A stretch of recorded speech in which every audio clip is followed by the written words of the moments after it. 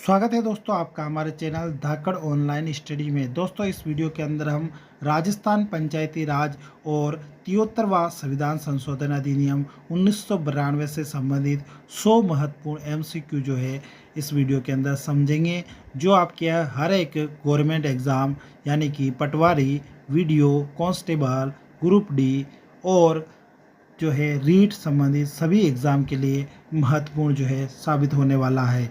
इसके द्वारा इसके अंदर से जो है सीईटी के अंदर भी जो है बहुत सारे क्वेश्चन पूछे जाते हैं। तो बिना देरी किए वीडियो शुरू करते हैं। सबसे पहला प्रश्न है कि किसने यह विचार प्रतिपादित किया कि प्रत्येक गांव पंचायत का गणराज्य होगा। बहुत ही इम्पोर्टेंट प्रश्न है ये, और एग्ज़ाम में जो है हमेशा से ही इन्हीं में से पूछे जाते हैं। तो ये विचार किसका है कि प्रत्येक गांव जो है पंचायत का गणराज्य होगा, तो ये विचार महात्मा गांधी जी का है। अगला प्रश्न है कि पंचायती राज किस सिद्धांत पर आधारित है। तो पंचायती राज जो है लोकतांत्रिक विकेंद्रीकरण के सिद्धांत पर आधारित हैं। अगला प्रश्न है भारतीय संविधान की 11वीं अनुसूची निम्न में से किससे संबंधित है। तो 11वीं अनुसूची जो है वो पंचायती राज विभाग से संबंधित है।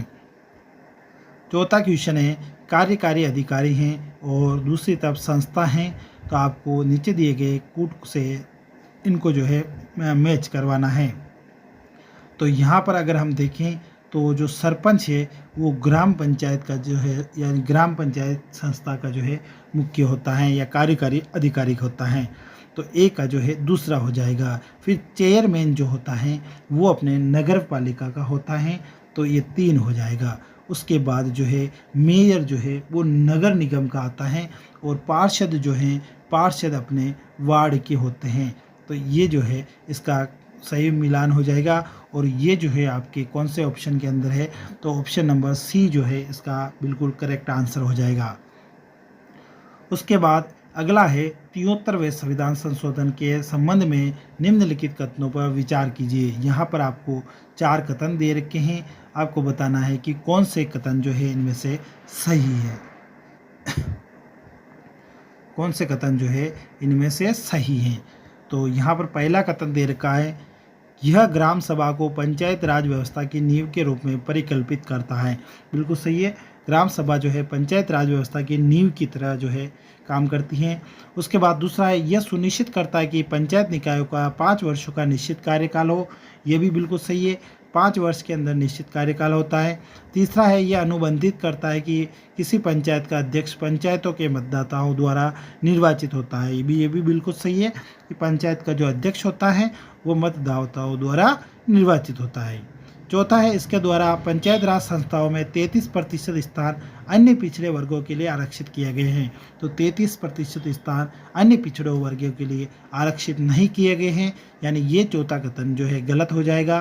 तो 1, 2, 3 इसके राइट आंसर है, यानी कि डी ऑप्शन इसका करेक्ट आंसर है। अगला छठा प्रश्न है, आपको इसमें सुमेलित करना है कि लोकतांत्रिक विकेंद्रीकरण का क्या होगा, और नगर पंचायत पंचायती राज निर्वाचन द्विस्तरीय प्रणाली। देखो द्विस्तरीय प्रणाली जो है हम जानते हैं अशोक मेहता समिति की हैं, तो यहाँ पर आपको जो है कूट से सुमेलित करना है। तो ए जो है लोकतांत्रिक विकेंद्रीकरण हो जाएगा BR मेहता समिति, यानी बलवंत राय मेहता समिति, और त्रिस्तरीय पूछा जाए तो भी बलवंत राय मेहता समिति हो जाएगी। उसके बाद आता है नगर पंचायत। नगर पंचायत जो है वो आपके 74वां संविधान संशोधन है, और पंचायती राज निर्वाचन जो है वो आपका 73वां संविधान संशोधन है, और द्विस्तरीय जो पंचायत की प्रणाली है उसको अशोक मेहता समिति के द्वारा दिया गया है। तो इसका जो राइट आंसर है वो हो जाएगा ऑप्शन नंबर डी, 3, 2, 1, 4। अगला प्रश्न है 7वां कि 1959 में पंचायती राज व्यवस्था को प्रारंभ करने का निम्न में से कौन सा एक पहला राज्य है। तो 1959 यानी 2 अक्टूबर 1959 को राजस्थान के नागौर के बगदरी गांव से जो है पंडित जवाहरलाल नेहरू के द्वारा पंचायती राज व्यवस्था को प्रारंभ किया गया था। तो इसका पहला राज्य जो है राजस्थान हो जाएगा, और दूसरा राज्य जो है आपके आंध्र प्रदेश होगा। 8वां प्रश्न है, निम्नलिखित कथनों पर विचार कीजिए, इनमें जो है आपको कौन सा सही है ये बताना है। तो पहला कथन है अनुच्छेद 243 डी के अनुसार प्रत्येक पंचायत में अनुसूचित जातियों और अनुसूचित जनजातियों के लिए जनसंख्या के अनुपात में स्थान आरक्षित हैं। ये बिल्कुल सही कथन है कि 243 डी जो अनुच्छेद हैं इसके अंदर अनुसूचित जाति और अनुसूचित जनजाति के लिए जो है स्थान आरक्षित है। दूसरा है अनुसूचित जातियों और जनजातियों के लिए आरक्षित स्थानों की कुल संख्या के कम से कम 1/3 स्थान अनुसूचित जातियों या जैसा कि मामला हो अनुसूचित जनजातियों से संबंधित स्त्रियों के लिए आरक्षित है। ये भी बिल्कुल सही है, 1/3 स्थान जो है स्त्रियों के लिए आरक्षित है। और तीसरा जो प्रश्न है यानी कि वो है प्रत्येक स्तर पर पंचायतों के अध्यक्षों के पदों की कुल संख्या के कम से कम 1/3 पद स्त्रियों के लिए आरक्षित है। ये भी बिल्कुल सही है, यानी तीनों कथन यहाँ पर करेक्ट होंगे। अगला प्रश्न है निम्नलिखित कथनों पर विचार कीजिए। यहाँ पर 2 कथन दे रखे हैं और आपको बताना कौन सा सही है। तो पहला है विघटन के पश्चात निर्वाचित पंचायत पूर्ण अवधि तक काम नहीं करती है परंतु शेष अवधि तक का ही काम करेगी। बिल्कुल सही है कि शेष अवधि तक ही काम करेगी, पूर्ण अवधि तक काम नहीं कर सकती है। अगला है पंचायतों में अनुसूचित जातियों, अनुसूचित जनजातियों, महिलाओं के लिए स्थान आरक्षित है परंतु पिछड़े वर्ग के नागरिकों के लिए नहीं है। ये भी बिल्कुल सही है, पिछड़े वर्ग के नागरिकों के लिए नहीं है लेकिन SC ST और महिलाओं के लिए जरूर है।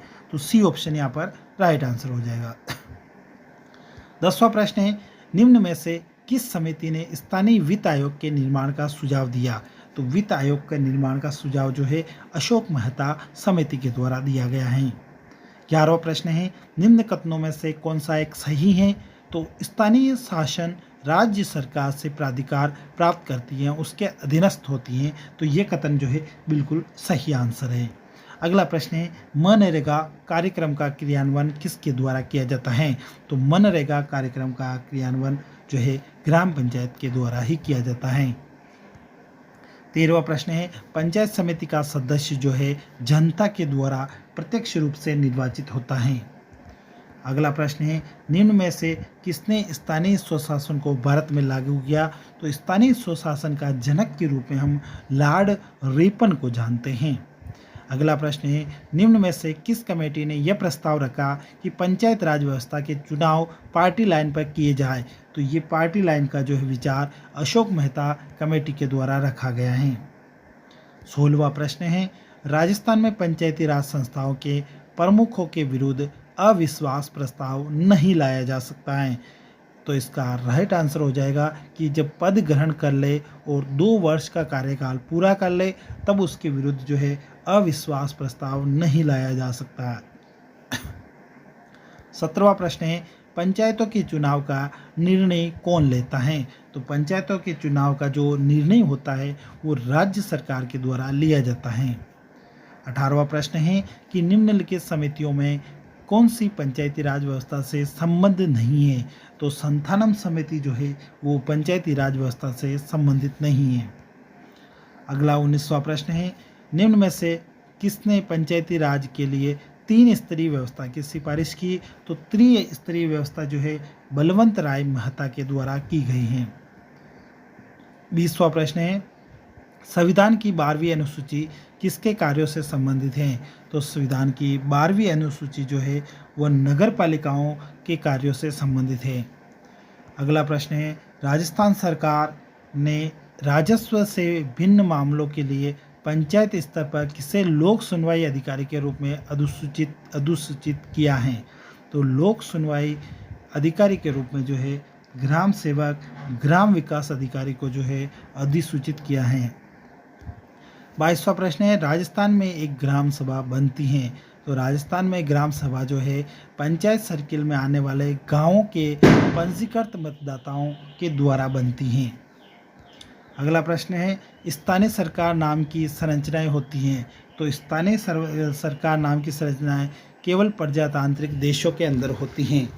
24वां प्रश्न है भारत में पंचायती राज संस्थाओं की कल्पना का अभिप्राय है। तो कल्पना का अभिप्राय उद्देश्य साधन एवं मान्यता है। 25वां प्रश्न है राजस्थान में जिला प्रमुख अपना त्यागपत्र संबोधित करता है। तो जिला प्रमुख जो है संभागीय आयुक्त को जो है त्यागपत्र प्रस्तुत करता है। 26वां प्रश्न है निम्न में से कौन से विषय संविधान की 11वीं अनुसूची का हिस्सा नहीं है? तो जो है पशुधन, पशुपालन, कृषि, ग्रामीण और आवास, ये जो है 11वीं अनुसूची का हिस्सा नहीं है। बाकी परिवार कल्याण, सांस्कृतिक गतिविधियाँ, ग्रामीण विकास, बाजार मेले, पेयजल, पुस्तकालय, विद्युतीकरण, ये सभी इसके अंदर आता है। कृषि जो है इसका अंदर नहीं आता है और पशुधन भी जो है नहीं आता है। अगला 27वां प्रश्न है, अनुसूचित क्षेत्र पंचायत विस्तार अधिनियम पेशा किस वर्ष में पारित किया गया है? तो ये जो है 1996 के अंदर पारित किया गया है। 28वां प्रश्न है, अनुसूचित क्षेत्र पंचायत विस्तार अधिनियम पेशा किसकी सिफारिश पर लागू किया गया है? तो पेशा जो है वो दिलीप सिंह भूरिया की जो है सिफारिश पर लागू किया गया है। 29वां प्रश्न है, अनुसूचित क्षेत्र पंचायत विस्तार अधिनियम पेशा में शामिल राज्यों की संख्या है? तो पेशा में जो है 10 राज्य शामिल थे। 30वां प्रश्न है, त्रिस्तरीय पंचायती राज एवं नगरीय प्रशासन प्रशासनिक व्यवस्था का विरोधी कौन था? तो इसका विरोधी जो है वो डॉक्टर भीमराव अंबेडकर था। 31वां प्रश्न है कि 73वां भारतीय संविधान संशोधन संबंधित है? तो वो पंचायती राज प्रणाली से संबंधित है। 32वां प्रश्न है कि किन राज्यों में सन 1959 में सर्वप्रथम पंचायती राज को लागू किया गया है? तो सर्वप्रथम पंचायती राज को जो है राजस्थान और आंध्र प्रदेश में लागू किया गया है। 33वां प्रश्न है, जनपद पंचायत के अंतर्गत जो है कई ग्राम पंचायतें होती हैं। जनपद पंचायत के अंतर्गत कई ग्राम पंचायतें होती हैं। 34वां प्रश्न है, निम्नलिखित में से कौन सा एक ग्राम पंचायत का कार्य नहीं है? तो ग्राम पंचायत अपने पंचायत सचिव को चुनती है, ये जो है इसका कार्य नहीं है, ये जो है सरकार के द्वारा चुना जाता है।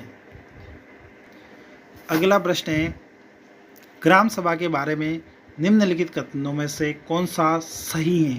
तो इसके अंदर जो सही कथन है वो डी वाला ऑप्शन राइट हो जाएगा। ग्राम सभा का सचिव ग्राम सभा और ग्राम पंचायत की बैठक बुलाने तथा कार्यवाही का आलेख रखने के लिए उत्तरदायी होता है। तो ये बिल्कुल जो है ये सही हो जाएगा। बाकी सभी ग्राम पंचायतों के विकास संबंधित योजनाओं का ग्राम सभा में पुनरीक्षण किया जाता है, ये गलत है। ग्राम सभा सभी ग्राम पंचायतों की धनराशि को वितरण को नियमित करती है, ये भी गलत है। यह जिले में सभी गांवों के सरपंचों की बैठकों का स्थल है, ये भी जो है गलत है। अगला 36वां प्रश्न है, जनपद पंचायत के कार्यों के विषय में निम्नलिखित 2 कथनों में से विचार कीजिए और सही उत्तर का चयन कीजिए। तो यहाँ पर है पहला, जनपद पंचायत जिला स्तर पर विकास योजनाएं निर्धारित करती है। तो जिला स्तर पर विकास योजनाएं जो है निर्धारित नहीं करती हैं। दूसरा है, जनपद पंचायत ग्राम पंचायतों के मध्य धन वितरण नियमित करने में जिला परिषद की सहायता करती है। तो जिला परिषद की जो है ये कोई सहायता नहीं करती है, यानी कि 1 और 2 दोनों कथन जो है ये गलत हैं। अगला प्रश्न है कि भारतीय संविधान की 12वीं अनुसूची संबंधित है। तो 12वीं अनुसूची जो है नगर पालिकाओं से संबंधित है। 38वां है, पंचायती राज व्यवस्था की त्रिस्तरीय रचना को स्वीकारने वाला पहला राज्य है। तो पंचायती राज व्यवस्था की त्रिस्तरीय रचना को स्वीकारने वाला प्रथम राज्य राजस्थान है। 39वां प्रश्न है, पंचायती राज को सुदृढ़ करने हेतु भारतीय संविधान में निम्नलिखित में से कौन सा संशोधन किया गया है? तो पंचायती राज से संबंधित 73वां संविधान संशोधन किया गया है जो 1992 के अंदर हुआ था। अगला प्रश्न है, ग्राम सेवक को अन्य किस नाम से जाना जाता है? तो ग्राम सेवक को जो है वीडीओ यानी कि ग्राम विकास अधिकारी के रूप में जाना जाता है। 41वां प्रश्न है कि राजस्थान में पंचायतों को अनुदान देने वाला राज्य वित्त आयोग का वर्णन है। तो राज्य वित्त आयोग जो है 243 आई से यानी इनकम से यानी वित्त आयोग हो जाएगा। 42वां प्रश्न है, ग्राम पंचायतों को अनुदान किसकी अनुशंसा पर दिया जाता है? तो ग्राम पंचायतों को अनुदान जो है केंद्रीय वित्त आयोग की अनुशंसा पर दिया जाता है। 43वां प्रश्न है, भारत में स्थानीय शासन का जनक कहा जाता है। तो स्थानीय स्वशासन का जनक लॉर्ड रिपन को कहा जाता है। अगला प्रश्न है, स्थानीय शासन विषय को संविधान की किस सूची में रखा गया है? तो स्थानीय शासन विषय को संविधान की राज्य सूची में रखा गया है। नेक्स्ट क्वेश्चन है, संविधान की किस अनुसूची में ग्राम पंचायतों के कार्यों का वर्णन है? तो ग्राम पंचायतों के कार्यों का जो है 11वीं अनुसूची में वर्णन है। 46वां प्रश्न है, 74वां संविधान अधिनियम क्रियान्वित हुआ है? तो 74वां संविधान अधिनियम जो है 1 जून 1993 के अंदर जो है क्रियान्वित हुआ है। 47वां प्रश्न है, निम्न में से नगरीय प्रशासन की संस्था का संविधान में प्रावधान नहीं है?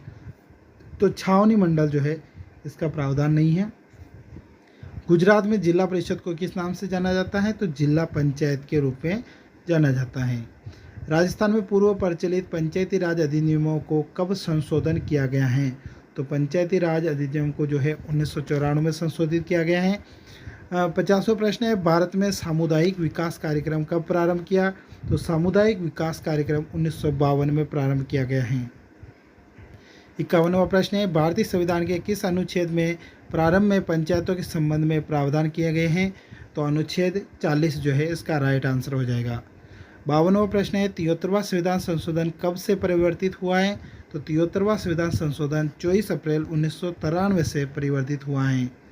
53वां प्रश्न है, ग्राम पंचायत की परिषद के मुखिया को किस नाम से जाना जाता है? तो ग्राम पंचायत परिषद के मुखिया को सरपंच के नाम से जाना जाता है। 54वां प्रश्न है, वर्तमान में राजस्थान में कितनी पंचायत समितियां हैं? तो वर्तमान में राजस्थान में 352 पंचायत समितियां हैं। 55वां प्रश्न है, बलवंत राय मेहता समिति ने अपना प्रतिवेदन किस वर्ष प्रस्तुत किया? तो बलवंत राय मेहता समिति ने अपना प्रतिवेदन 1957 में प्रस्तुत किया। 56वां प्रश्न है, किसे लोकतंत्र की प्रथम पाठशाला माना जाता है? तो स्थानीय स्वशासन या सरकार को जो है लोकतंत्र की प्रथम पाठशाला माना जाता है। 57वां प्रश्न है, पंचायती राज व्यवस्था है? तो पंचायती राज व्यवस्था ग्रामीण स्थानीय स्वशासन की व्यवस्था है। 58वां प्रश्न है, संविधान का कौन सा अनुच्छेद पंचायतों को संवैधानिक मान्यता देने से जुड़ा है? तो अनुच्छेद 243 जी। राज्य में सबसे कम पंचायत समितियां किन जिलों में हैं? तो हनुमानगढ़ और जैसलमेर में सबसे कम पंचायत समितियां हैं। 60वां प्रश्न है, स्थानीय स्वायत्त शासन की संस्थाएं लोकतंत्र की प्रशिक्षणशालाएं हैं, यह कथन किसका है? तो यह कथन लॉर्ड ब्राइस का है। 61वां प्रश्न है, किस अनुच्छेद के अंतर्गत पंचायतों को शक्तियां, अधिकार और जिम्मेदारियां दी गई हैं? तो इसका राइट आंसर हो जाएगा 243 जी। अगला क्वेश्चन है, राजस्थान के साथ किस राज्य में पंचायती राज पद्धति सबसे पहले लागू की गई? तो आंध्र प्रदेश के अंदर जो है राजस्थान के साथ लागू की गई हैं। 63वां प्रश्न है, भारत में पंचायती राज व्यवस्था का उद्घाटन किस राज्य में हुआ था? तो भारत में पंचायती राज व्यवस्था का उद्घाटन राजस्थान में हुआ था। 64वां प्रश्न है, पंचायती राज संस्थाओं की स्थापना करने वाला पहला राज्य कौन सा है? तो पंचायती राज संस्थाओं की स्थापना करने वाला पहला राज्य राजस्थान है। राजस्थान में पंचायती राज व्यवस्था का उद्घाटन कब और किसके द्वारा किया गया है? तो पंचायती राज व्यवस्था का उद्घाटन 2 अक्टूबर 1959 को पंडित जवाहरलाल नेहरू के द्वारा किया गया है। 66वां प्रश्न है, 2 अक्टूबर 1959 को नागौर में राजस्थान में पंचायती राज का औपचारिक उद्घाटन किसने किया? तो पंचायती राज का औपचारिक उद्घाटन जवाहरलाल नेहरू के द्वारा किया गया है। 67वां प्रश्न है, पंडित जवाहरलाल नेहरू ने आधुनिक त्रिस्तरीय पंचायती राज व्यवस्था का प्रारंभ राजस्थान के नागौर से किस दिन किया गया था? तो राजस्थान के नागौर से जो है 2 अक्टूबर 1959 से किया गया है। 68वां प्रश्न है, पंचायती राज व्यवस्था का उद्घाटन राजस्थान में पूर्व प्रधानमंत्री जवाहरलाल नेहरू ने किस वर्ष किया गया था?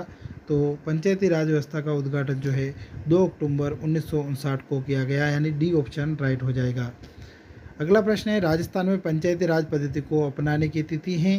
तो पंचायती राज पद्धति को अपनाने की तिथि जो है 2 अक्टूबर 1959 है। अगला प्रश्न है, राजस्थान के लिए 2 अक्टूबर 1959 एक महत्वपूर्ण तिथि है, क्योंकि इस दिन, तो इस दिन क्या हुआ था? तो इस दिन जो है नागौर जिले से पंचायती राज व्यवस्था को विधिवत जो है प्रारंभ किया गया था। अगला प्रश्न है, पंचायती राज संस्थाओं के मध्यवर्ती स्तर एवं संबंधित राज्य के त्रुटिपूर्ण युग्म को पहचानिए, यानी क्षेत्र समिति उत्तर प्रदेश सही है, और पंचायत यूनियन काउंसिल तमिलनाडु है, तालुका पंचायत गुजरात के अंदर, पंचायत समिति मध्य प्रदेश नहीं है, पंचायत समिति राजस्थान है। तो ये जो है डी जो है यहाँ पर राइट आंसर हो जाएगा। अगला प्रश्न है, राजस्थान सरकार द्वारा 2 अक्टूबर 2010 को पंचायती राज को कितने विभाग दिए गए थे? तो पंचायती राज को जो है वो 5 विभाग दिए गए थे। अगला है, राजस्थान में पंचायती राज व्यवस्था कितने स्तर की है? तो पंचायती राज व्यवस्था जो है वो त्रिस्तरीय है। अगला क्वेश्चन है, पंचायती राज ढांचे में सम्मिलित हैं। तो पंचायती राज ढांचे के अंदर ग्राम स्तर पर ग्राम सभा की ग्राम पंचायत आ जाएगी, खंड स्तर पर पंचायत समिति आ जाएगी और जिला स्तर पर जो है वो जिला परिषद आ जाएगी। 75वां प्रश्न है, पंचायती राज सम्मिलित हैं। तो पंचायती राज जो है राज्य सूची का विषय है। अगला है, पंचायती राज विषय संविधान की कौन सी सूची में शामिल है? तो पंचायती राज जो है संविधान की राज्य सूची में शामिल है। अगला प्रश्न है, पंचायत समिति तथा जिला परिषद का कार्यकाल कितने वर्ष का होता है? तो पंचायत समिति और जिला परिषद का कार्यकाल 5 वर्ष का होता है। 78वां प्रश्न है, पंचायती राज संस्था के चुनाव राज्य निर्वाचन आयोग करवाता है, जिसका उल्लेख है। तो राज्य निर्वाचन आयोग का उल्लेख जो है अनुच्छेद 243 के अंदर आता है। अनुच्छेद 243 के जो है इसका राइट आंसर हो जाएगा। 79 क्वेश्चन है, पंचायती राज संस्थाओं में चुनाव लड़ने के लिए न्यूनतम शैक्षिक योग्यता तय करने वाला पहला राज्य जो है वो अपने राजस्थान है। 80वां प्रश्न है, ग्रामीण अंचलों के नागरिकों को स्वयं के मामलों का प्रशासन संचालित करने के लिए दिया गया अधिकार किस संस्था के माध्यम से साकार हुआ? तो ये ग्राम पंचायत के माध्यम से साकार हुआ। 81वां प्रश्न है, पंचायती राज व्यवस्था में प्रथम स्तर पर निर्वाचित निकाय और लोकतंत्र की बुनियादी इकाई हैं। तो बुनियादी इकाई जो है ग्राम पंचायत हैं। 82वां है, वित्त आयोग से पंचायती राज संस्थाओं के लिए प्राप्त अनुदान किसे दिया जाता है? तो प्राप्त अनुदान जो है वो ग्राम पंचायत को दिया जाता है। 83वां प्रश्न है, राजस्थान में ग्राम पंचायत के सरपंच, उप सरपंच तथा वार्ड पंच अपना त्यागपत्र किसे संबोधित करते हैं? तो ये अपना त्यागपत्र विकास अधिकारी को संबोधित करते हैं। 84वां है, पंचायती राज अधिनियम के अनुसार सरपंच अपना त्यागपत्र किसे सौंपता है? तो सरपंच अपना त्यागपत्र जो है वो विकास अधिकारी को सौंपता है।